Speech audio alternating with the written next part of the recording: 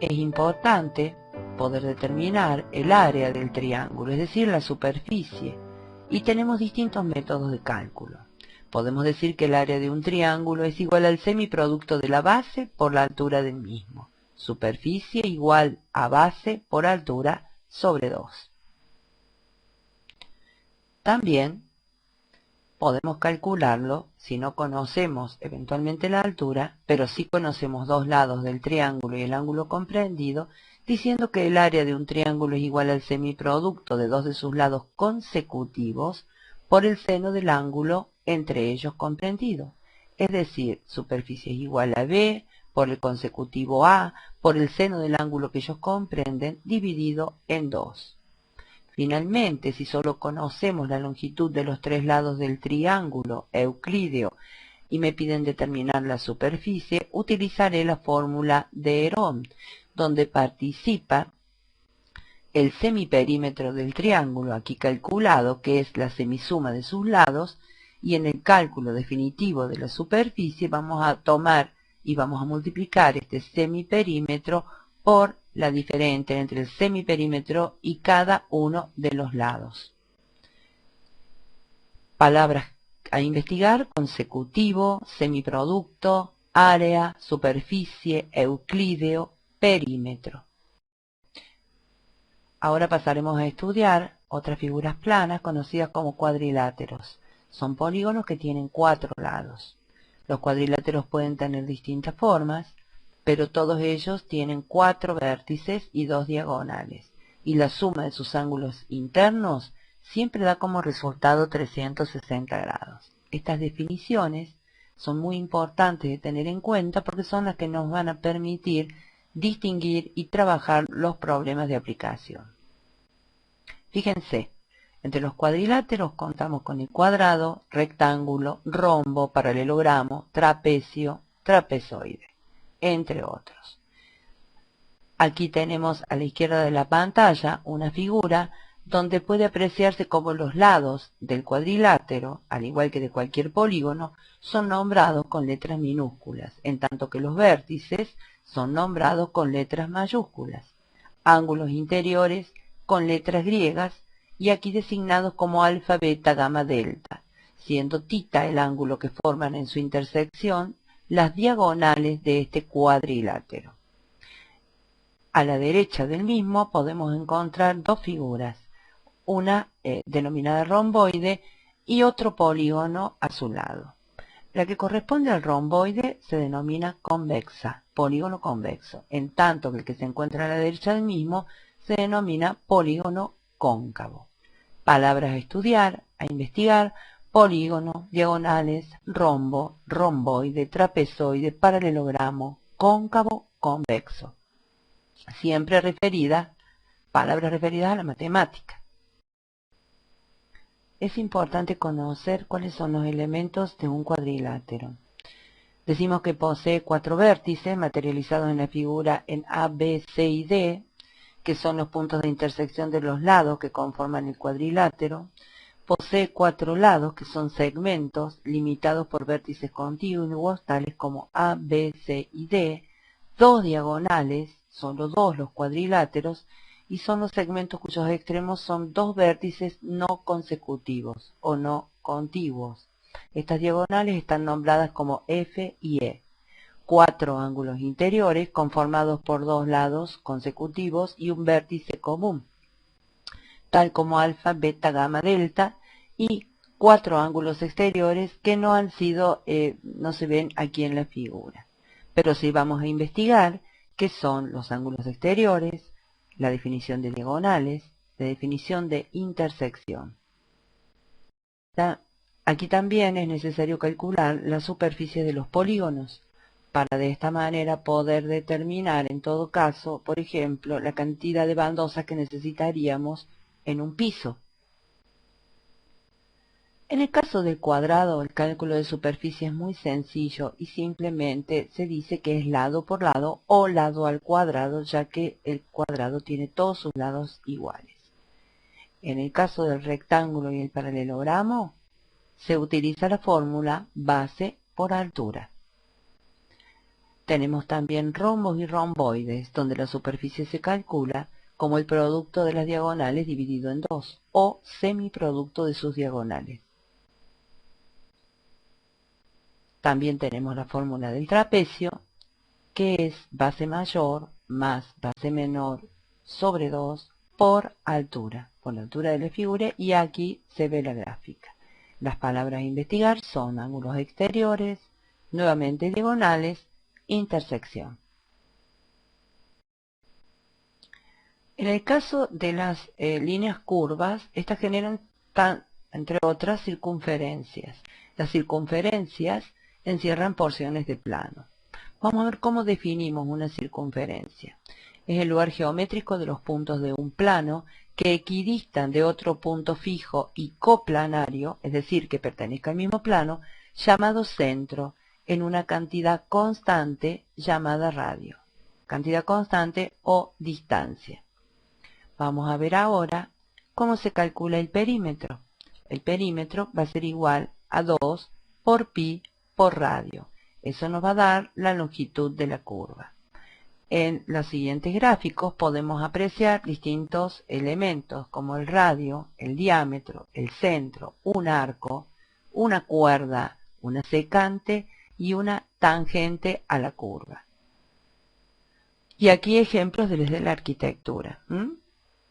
Una vuelta al mundo, las ruinas de Stone Age que materializan los restos de las mismas, circunferencias concéntricas, y una fuente en una plaza con la que vamos a trabajar posteriormente en un ejercicio de aplicación.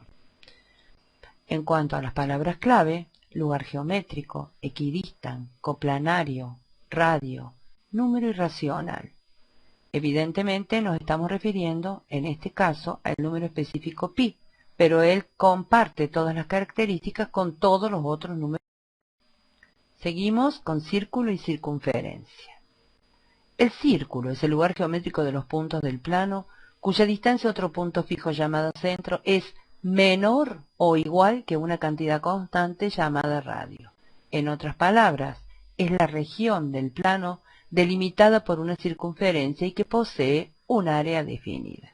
De esto deducimos que la circunferencia solo tiene perímetro, en tanto que el círculo, que es la porción de plano encerrada por la circunferencia, podemos calcular superficie y también el perímetro que lo limita. Decimos entonces que el perímetro es 2pi por radio, es decir, 2 por pi por radio, y que la superficie es igual a pi por radio al cuadrado. Ejemplos, aquí tenemos unos tanques, unas cisternas de agua. Palabras clave: superficie, constante, delimitada, área. Aunque se repitan las palabras, ustedes vuelvan atrás porque es interesante que desde distintos ángulos ustedes puedan ver los mismos significados, siempre hablando dentro de la materia. Siguiendo con el tema de figuras planas circulares, nos vamos a referir al sector circular diciendo que es aquella parte del círculo delimitada por dos radios y el arco que delimitan. Si vemos la figura que se encuentra a la izquierda de la pantalla, veremos que se corresponde con el área anaranjada que en ella figura. Vamos a ver cómo calcular la superficie, y si nos fijamos bien vemos que es pi por radio al cuadrado, que sería la superficie total, por el ángulo alfa señalado en la figura en grados sobre 360 grados. Es decir, estamos calculando el área que corresponde solamente al sector o porción de plano anaranjada. Fíjense aquí, podemos observar en una obra arquitectónica cómo se ha ido trabajando en sectores circulares que generan a su vez otras formas, otras curvas planas que seguiremos estudiando. Palabras claves: sector, arco. Entre las distintas figuras circulares podemos encontrar el segmento circular, que es aquella parte del círculo delimitada por una cuerda y el arco que delimita. Fíjense que en la figura, si bien está remarcado el triángulo, el segmento circular está claramente delimitado por el arco y por esa cuerda que ustedes pueden apreciar allí. Veamos ahora cómo calcular la superficie de un segmento circular. Decimos que es igual a pi por radio al cuadrado, fórmula que ya nos es conocida, por el número de grados que estaría abarcando sobre 360 grados, menos el triángulo graficado en la figura y la superficie del mismo, base por altura sobre 2, perfectamente señalado en la figura que acompaña esta diapositiva. Un ejemplo claro de un segmento circular sería este puente, una obra arquitectónica que realmente es muy interesante y que nos muestra claramente de qué estamos hablando. Palabras clave: segmento, cuerda. Sigamos entonces con las figuras circulares planas y hablemos ahora de la corona circular, diciendo que es la parte del círculo delimitado entre dos circunferencias concéntricas de distinto radio. Fíjense, en la figura se puede apreciar en color rojo la corona circular y se aprecian claramente las dos circunferencias concéntricas que se delimitan esta parte o área del círculo. La superficie, evidentemente, va a ser igual a la diferencia entre la superficie del círculo mayor y la superficie del círculo menor, traducido en fórmulas a pi por radio mayor al cuadrado menos radio menor al cuadrado. Aquí tenemos un ejemplo, no miren los chorros de agua, sino las fuentes.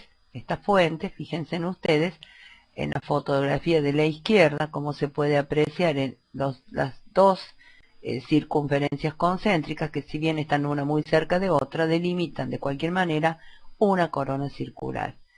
Y en la siguiente se ve aún con mayor claridad. Palabras: concéntrica, corona.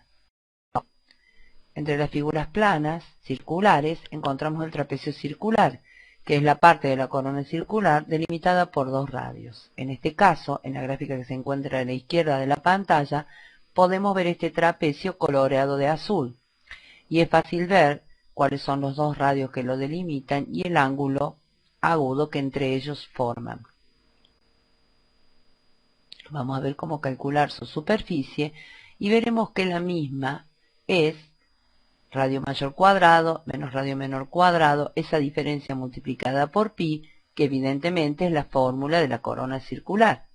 Ahora bien, si yo la multiplico por el número de grados que tiene ese ángulo agudo que corresponde a la zona sombreada de azul dividido 360 grados, obtendré la superficie de este trapecio circular. Si queremos verificarlo en una obra de arquitectura o encontrarlo, lo vemos en esta plaza, donde las pérgolas tienen marcada forma de trapecios circulares. Palabras: obras donde se observen trapecios circulares.